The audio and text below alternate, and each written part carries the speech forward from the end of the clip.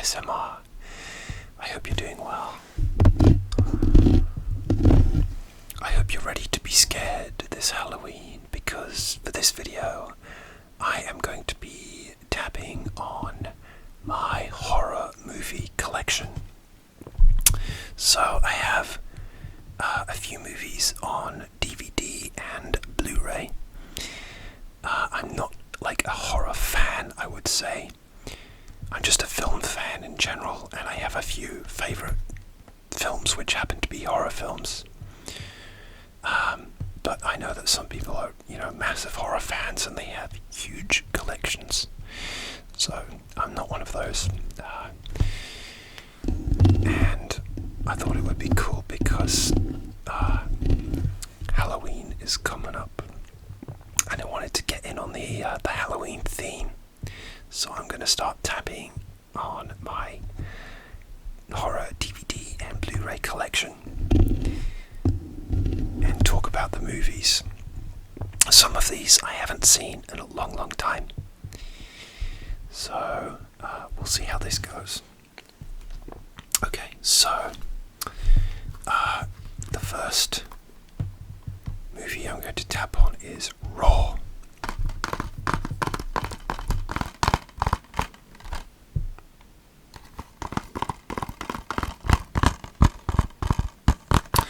This movie is a Belgian film. The director is Julia Ducournau, and I saw this in the movie theatre when it came out.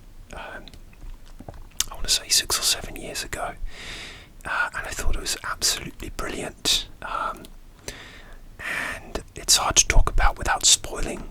I'm not going to do any spoilers for any of these films. I'm going to try and talk about them in general, but basically it's about a girl who goes to a veterinary school, and they have all these kind of hazing rituals, and then after one of these rituals something switches in her, and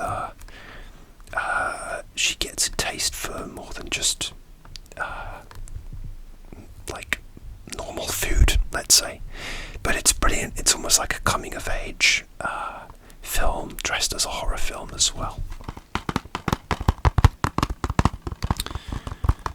The acting is brilliant, and it's a really classy, well done Belgian horror movie.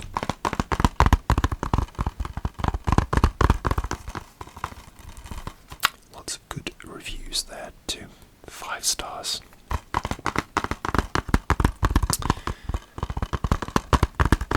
Let me know in the comments if you are a fan of horror movies.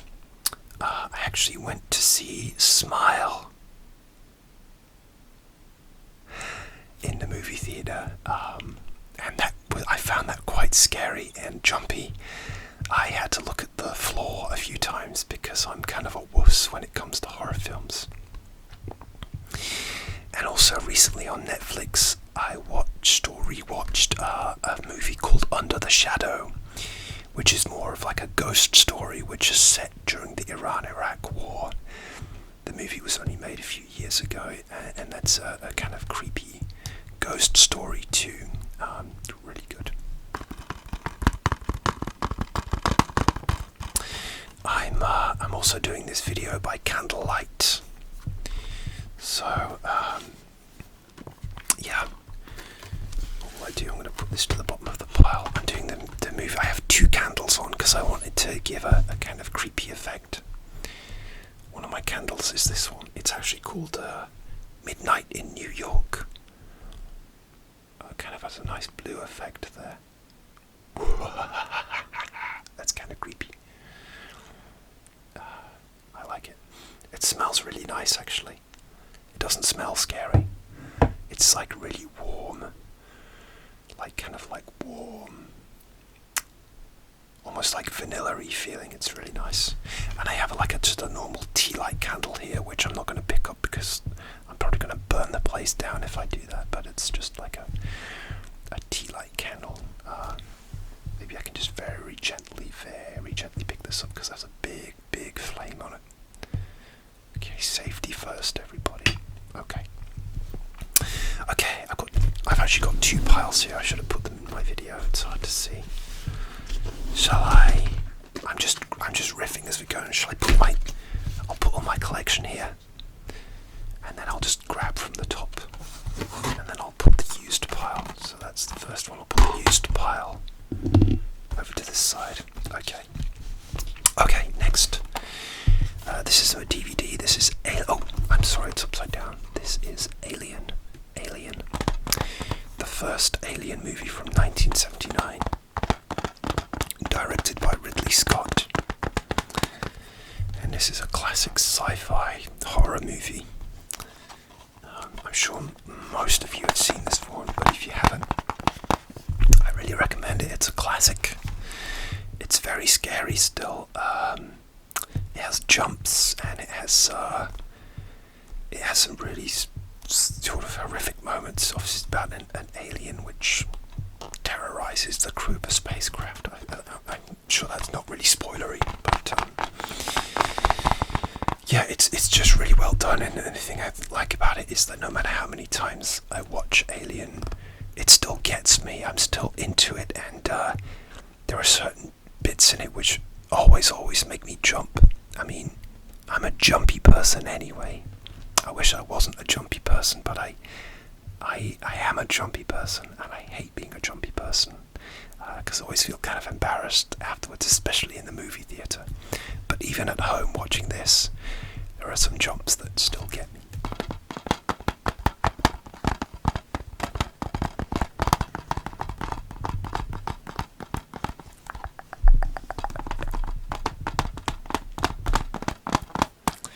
Let me know in the comments if you are a horror movie fan as well.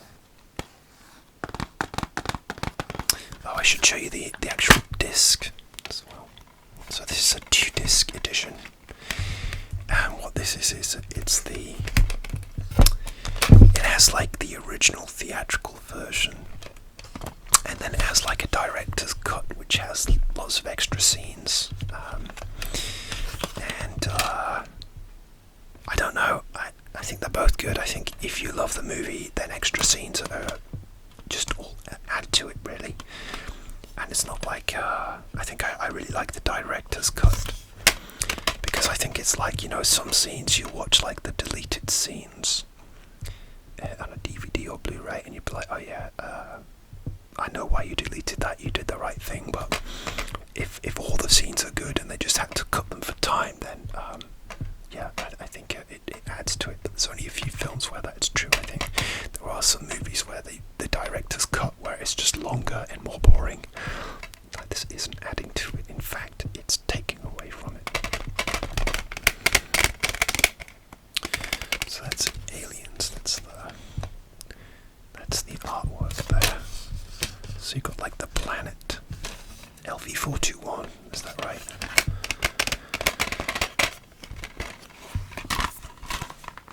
I'd love to know in the comments if you are like a die-hard horror film, or you're a horror fan, a casual horror fan, or you like horror movies, or you hate horror movies as well.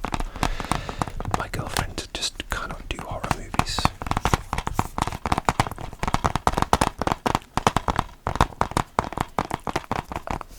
Okay, that's Alien.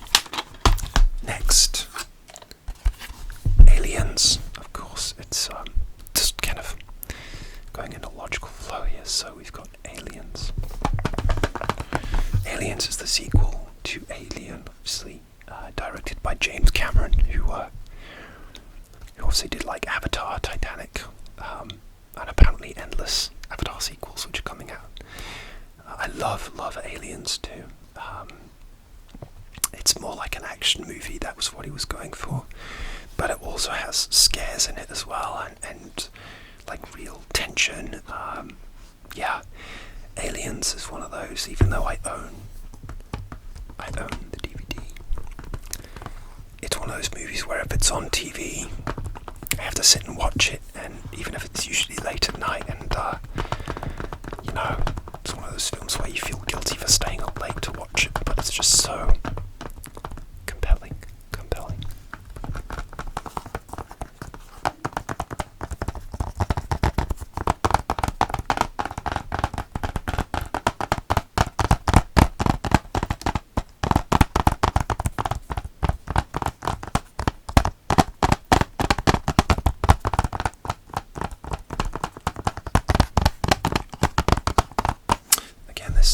a director's cut with extra scenes, and I think this just has one disc here.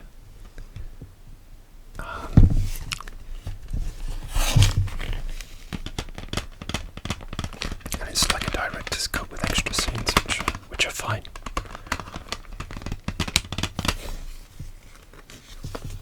Which way is the alien there? Don't put your finger in the mouth of the alien. That's not good for you.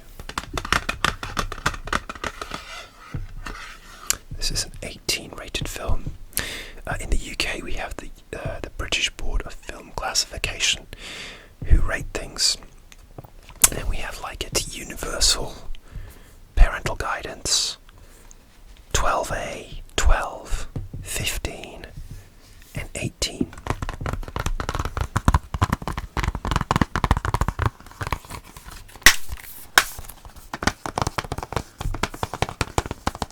Okay, that's Aliens. Game over, man. Game over. There's lots of great lines in there as well. They mostly come at night. Mostly. Next, The Thing. This was a very, very cheap DVD. I got either off Amazon. Yeah, I think I got this off Amazon. But it does have bonus material on it, but it's such an old DVD that it's in like a weird aspect ratio, you know. It doesn't have this. It's almost not like a 16:9. It's obviously not a Blu-ray, but it's not like a remastered DVD either. It's just very old. I just needed a cheap version of it, and I bought the cheapest one. I'm not sure about the artwork on this either. It's like a weird. The guy looks like an Eskimo here. It's very odd. This is one which I would like to upgrade to get a Blu-ray version of. The Thing is directed by John Carpenter, who is famous for creating the Halloween films, and also he did Big Trouble in Little China, and I'm blanking on his other movies. He's done loads of great horror movies. Escape from New York with Kurt Russell.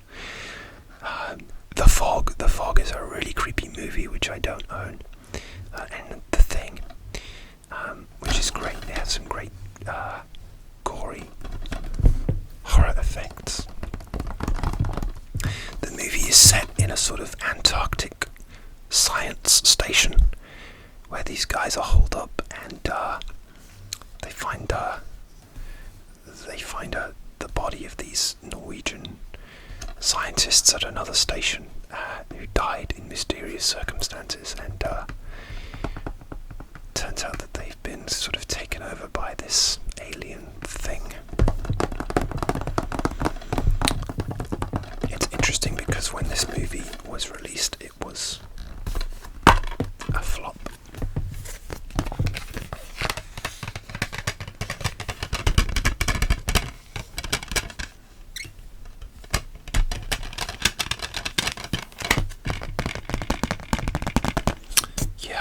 I don't know what. I think it was because there was lots of other competition out that year. I think it was the year that E.T. the Extraterrestrial came out, the Steven Spielberg film. And I don't think people were in the mood for like a bleak sci-fi movie. It was also sort of in between the two Star Wars movies, The Empire Strikes Back and Return of the Jedi, and I just think people weren't in the mood for this. But over the years, I think it's come to be regarded as a sci-fi horror classic. I saw this on a re-release one Halloween when I was at university, and seeing it on the big screen is really scary too. So that's The Thing. I mean, I recommend all of these. I'm going to repeat myself. I recommend all of these because they're in my collection. I'm quite discerning. If something isn't really doing it for me, I usually move it on and sell it or give it away, donate it to charity. But ones which I know I enjoy rewatching, then I definitely like to hang on to those. And I'm still one of these people who likes physical media, as you can see. Next, the Texas Chainsaw Massacre. I believe this is from 1974. This is the original Texas Chainsaw Massacre, which spawned lots of sequels. Again, this is another movie which I came to relatively late. I didn't see it until I was at university. I watched it with a friend, and I found it absolutely terrifying.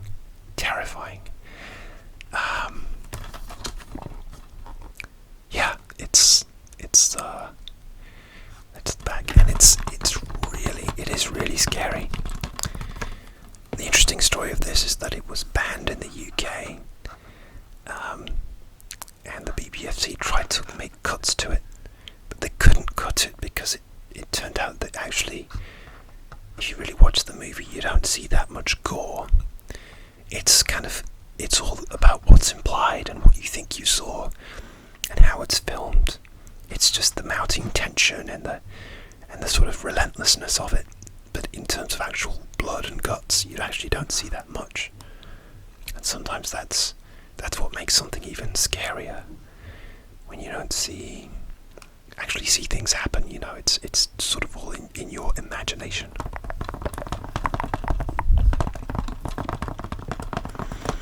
I hope this video doesn't keep you awake at night. Maybe you like scary stuff. Okay. Alright, next. Near Dark.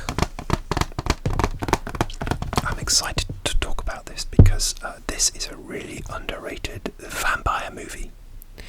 And no, it's nothing to do with Twilight, although this DVD artwork has clearly been created to give it a Twilight vibe. This DVD was probably released after 2008 when Twilight came out. I mean, it looks like R-Pats, but it's not. The lead actor, I can't actually see in this light. I'm looking now.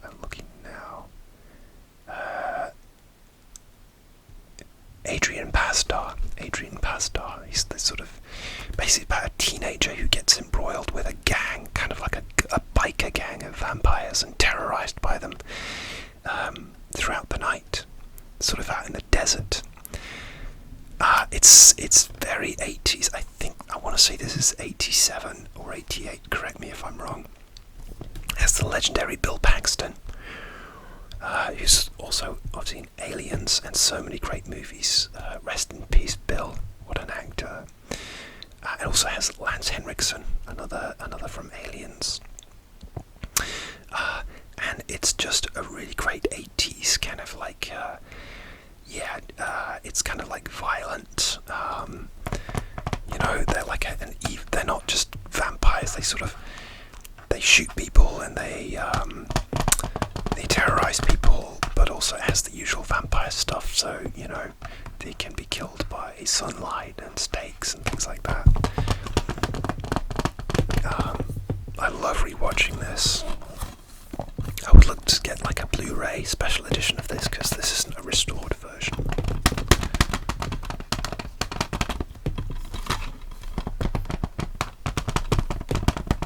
Really good fun and really underrated. Let's take a look at the DVD artwork.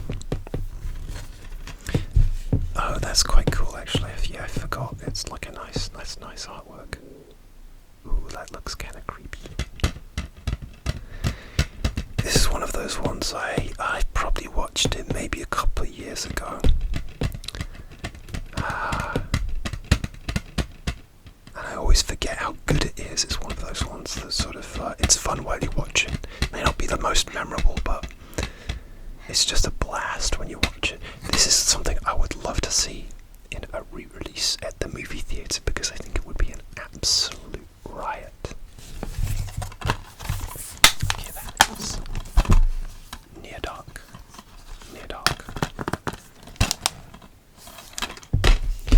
Alright, next. it's upside down. I'm sorry. This is Night of the Living Dead. Night of the Living Dead. So, this again is the original Night of the Living Dead, and I want to say this is from 1967, 68, something like that. Maybe even earlier, but it's in black and white. And obviously this was by George A. Romero, and it spawned lots of sequels. This was a mega low-budget movie that George Romero made in the 60s. But it came out at the right time, I think, sort of during, the 60s and the Cuban Missile Crisis and those sort of 1960s Cold War tensions. And, in a way, it's like you wouldn't think that this sort of low-budget black and white movie would still be creepy, but it is. It's really well done. It's really creepy. It has just the underlying themes, of race, middle-class paranoia. I don't know. I'm not a film expert. I'm sure that many essays have been written on this. But it has lots going on underneath the surface, and it's also just a really good, tense zombie movie as well.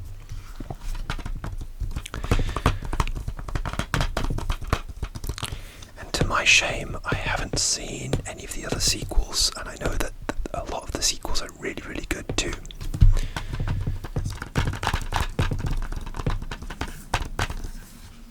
This DVD has some great interviews as well.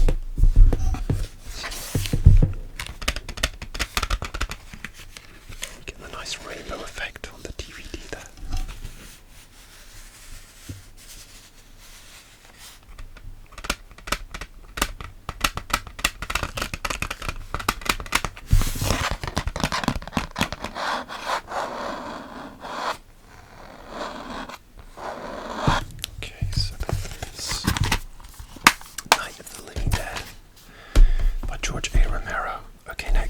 This is a weird one. I don't think anybody will have seen this, and if you have, please let me know. This is a Korean horror comedy, so I'm bending the rules here a bit. I've got a couple of comedies as well, just to lighten the mood. This is called The Fox Family, and it is a Korean film which I first saw. We have a DVD entertainment chain called FOP here in the UK, and I saw this. This is released by Terracotta Distribution, who do horror movies, or not just horror movies, but they do great Asian movies which you might not necessarily get a chance to see. Now, this was never, as far as I know, released theatrically in the UK. It just came out on DVD, and I kept coming back to it. I kept reading the synopsis, and it just intrigued me, so I took a chance on it. And I'm so glad I did, because it's an absolute blast, So basically the plot is, it's based on what I believe is called a kumiho, a myth in Korea, which is about how foxes are kind of supernatural beings. And if you are Korean or you know about this kumiho myth, please let me know in the comments. But basically the film is about this family who are foxes, literally foxes, but they do have a chance to become human, but the only chance they have to do this is to eat the liver of another human being when the moon is full on a certain night every, is it 1,000 years or something. So they finally have a chance. That chance is coming up, this full moon, and the date is coming for them to be able to eat a human liver. But in order to do that, they can take human form,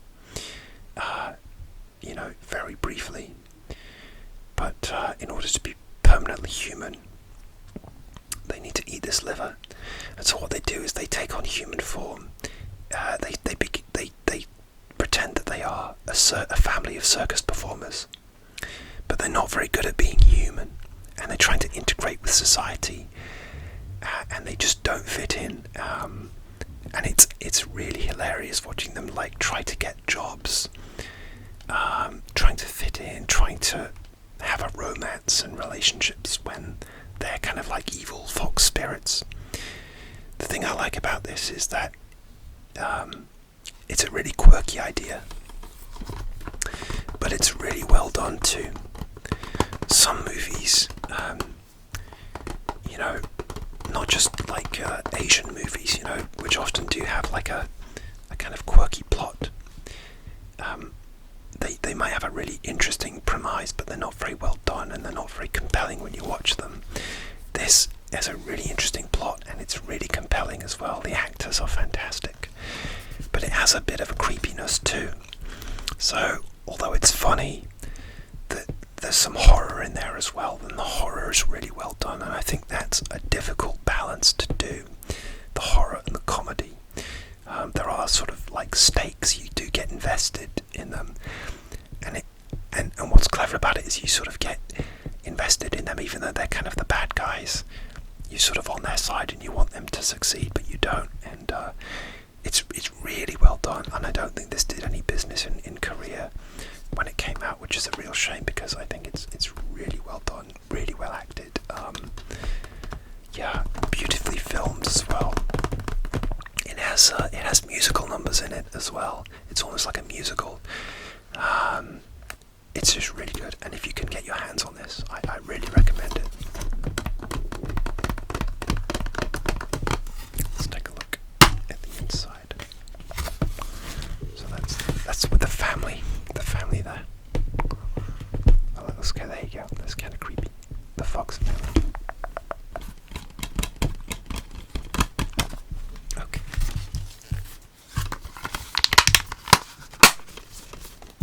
I'm sorry if the clicking is loud. I shut the DVD case.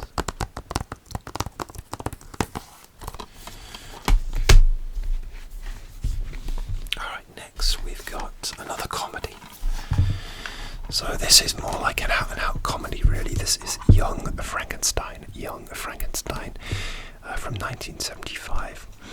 And this is directed by Mel Brooks. Mel Brooks, who is obviously well known for films like Blazing Saddles, Spaceballs, which is one of my favourites, which is a Star Wars spoof. And yeah, The Producers as well. But Young Frankenstein is one of his best-known films, with Gene Wilder, and basically it's about like young Frankenstein, and he goes to Transylvania, tries to create the monster, and it's really funny. It's like really silly in that way that only Mel Brooks can do, and it's really funny. And what I like about it as well is that it's filmed in black and white. So it has that sort of classic Universal monster look to it, even though it was made in the 1970s.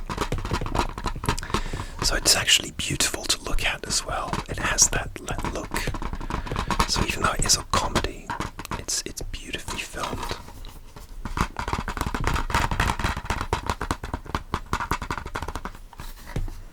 And again, this has lots of memorable lines in it as well.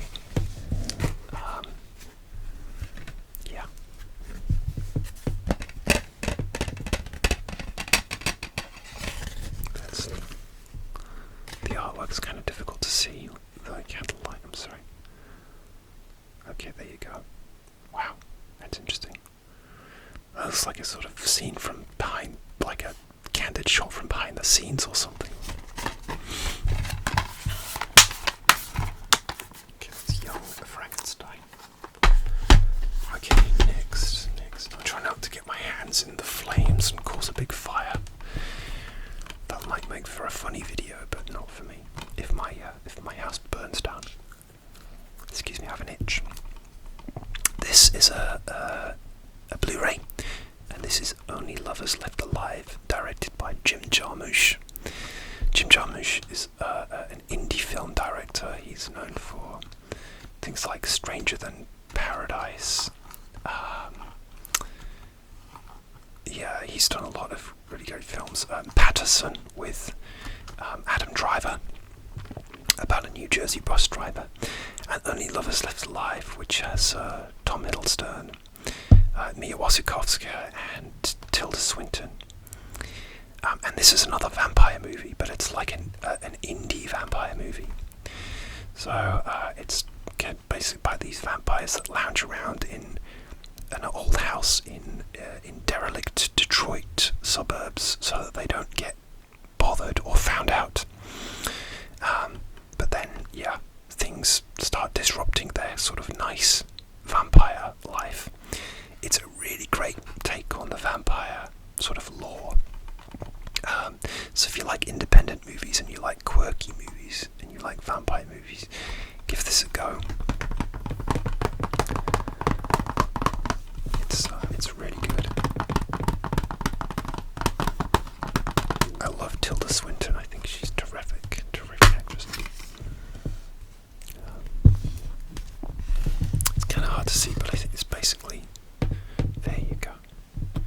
So it's just the purple. Oh, and the soundtrack to this is absolutely fantastic.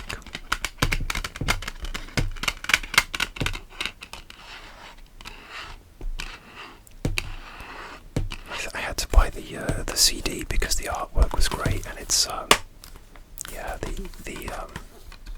the soundtrack is terrific, and the cinematography in this is really good. The lighting. There's a certain scene in this where the lighting is just beautifully like orange, and I don't know why it struck me, because because it's not deliberate, but it just sort of captures a certain place in this beautiful orange light. And so whoever the director of photography was in this did a fantastic job. It's great. I'd recommend Only Lovers Left Alive. Okay. Next, this is A Tale of Two Sisters. This is a Korean horror movie. Again, done by Tartan Cinema, who do Asian films. This is a sort of supernatural, ghosty family drama, sort of getting towards the Grudge type territory, but it has its own unique twist. Now, I haven't actually watched this for a long time since I bought it. I just remember it being very, very scary. There's one particular scene in it that people talk about all the time. I won't say anything. I'm not even going to say like where it takes place or anything, but there's a certain scene which everyone talks about. All I'll say is that I think it's scary because it's a prolonged scene. It goes on and on and on.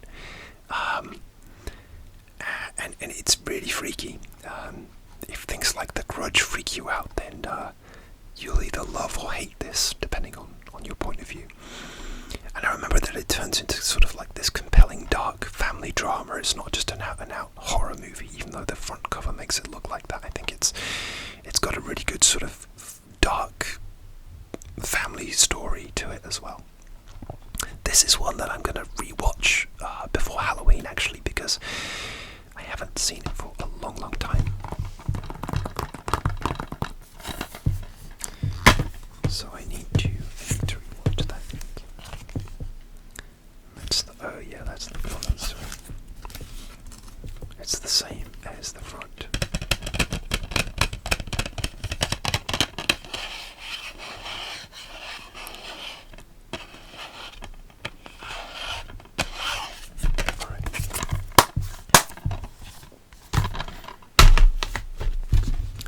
Alright, next. Kill List. This is a British film. This is, again, I'd say it's another crossover movie. It's like a Hitman horror film. And it's by a director called Ben Wheatley, who recently did a remake of Rebecca.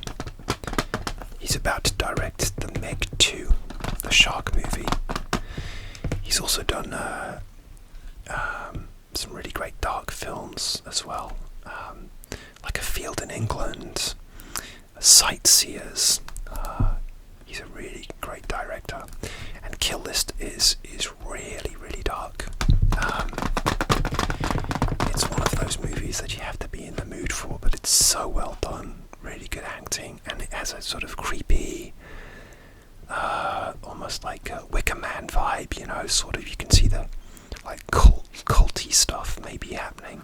And basically it's about two hitmen who go on one last job.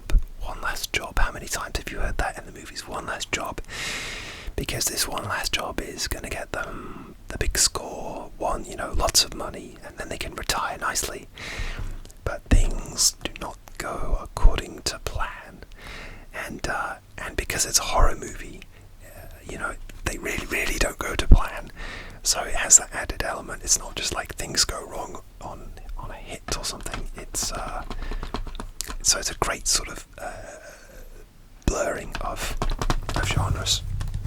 Oh my goodness me, this video is getting really long. I'm so sorry. I'm going to rattle through these now. The Lost Boys. Oh, this is a really old DVD too.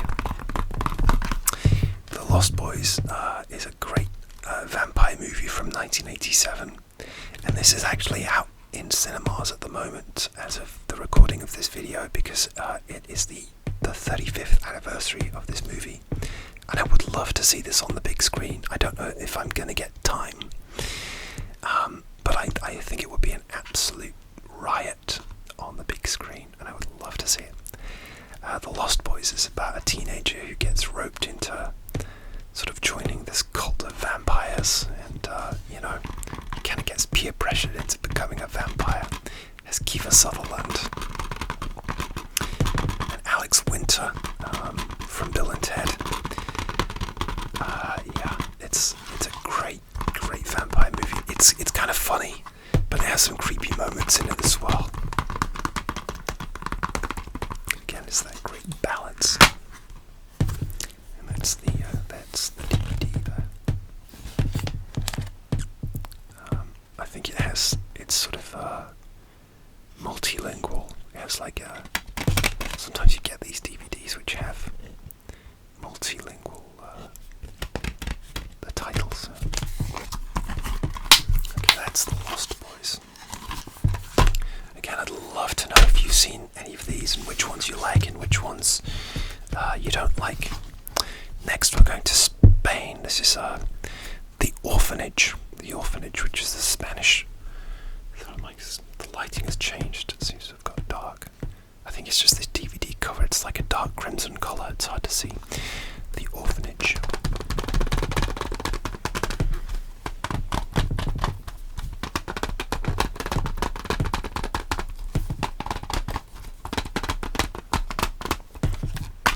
I saw this when it came out in the cinema as well, and it's a very creepy film about a woman who, runs an orphanage,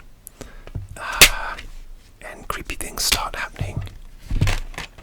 If you've seen the trailer, you'll see like creepy ghost children in the trailer, so it's not a spoiler, but if you get a movie called The Orphanage, you're going to see perhaps creepy ghost children, which is always scary. Yeah, it's the same as so that's weird. That's I think it's like it has extras on it as well. Very good film. A lot of people have seen this. This is one of those foreign language films which I think is really crossed over and has been seen by a lot of people. Scary child. Yikes. Okay. Alright, next. Oh, The Grudge. Again, this is one that I haven't seen for a long time. This is the original. I haven't seen the remake with Sarah Michelle Gellar, but I hear that it's actually a really good remake and I want to see it. But this is the original, the Japanese Grudge, and I've watched this DVD once, maybe twice, and I haven't gone back to it because it's scary. It got me. It got me.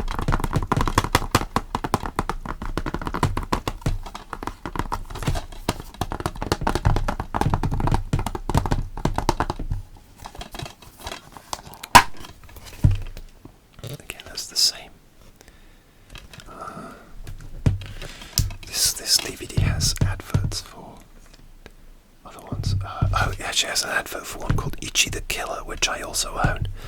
I didn't include that because I kind of don't think it's a horror film. It's more of a violent crime movie with some horror elements. But I love Ichi the Killer as well.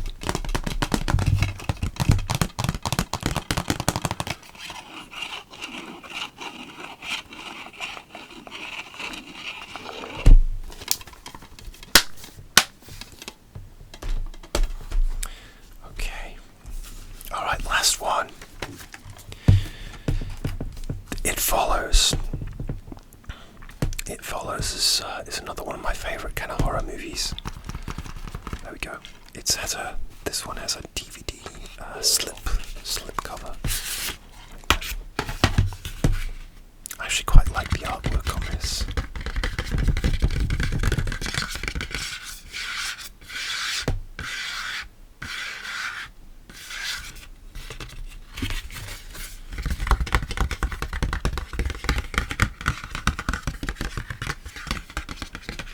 I saw It Follows in the movie theatre as well. I really enjoy it. Actually, Smile, which I saw in the theatre a couple of weeks ago, has an It Follows vibe. And yet, It Follows is about a sort of girl who she gets infected with a curse after having sex with somebody, basically, and the curse gets passed on, and people keep following her, and it might be someone you know or someone that you don't, and these figures just keep following and they don't say anything, they just keep following, and it's such a creepy idea.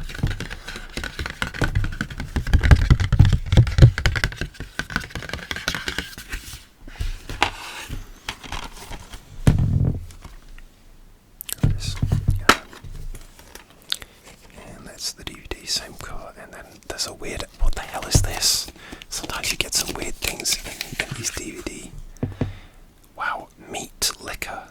Come hungry, leave wobbly. What the hell is this? So this is an advert. Meat Liquor. So it's for a website. I don't know what it is. Do you order meat and then get beer with it, and because you drink, you get you're drunk? I don't know. Wow, that's an interesting. Meat Liquor. Almost sounds like a horror movie in itself. I don't drink alcohol, so I wouldn't be able to partake of that anyway. I mean, the burgers look nice, but I won't be going to the Meat Liquor. Try the Meat Liquor if you dare. Wow, I don't even know if this is like a local thing. It couldn't be a local thing, because how would they know where I live? Or maybe they do. Maybe they followed me. Oh my god. I think I need to go. This is just getting too freaky. Maybe, unless it's like a sort of online thing where you order meat, you order packaged meat and beer and wine. No clue. I'm scared to even visit that website now. But I bought this DVD years ago, so they might be defunct. Or are they? Okay, I'm going to wrap this up now. I hope you've enjoyed this Halloween-themed tapping. And, it's pretty much tapping. There wasn't much scratching.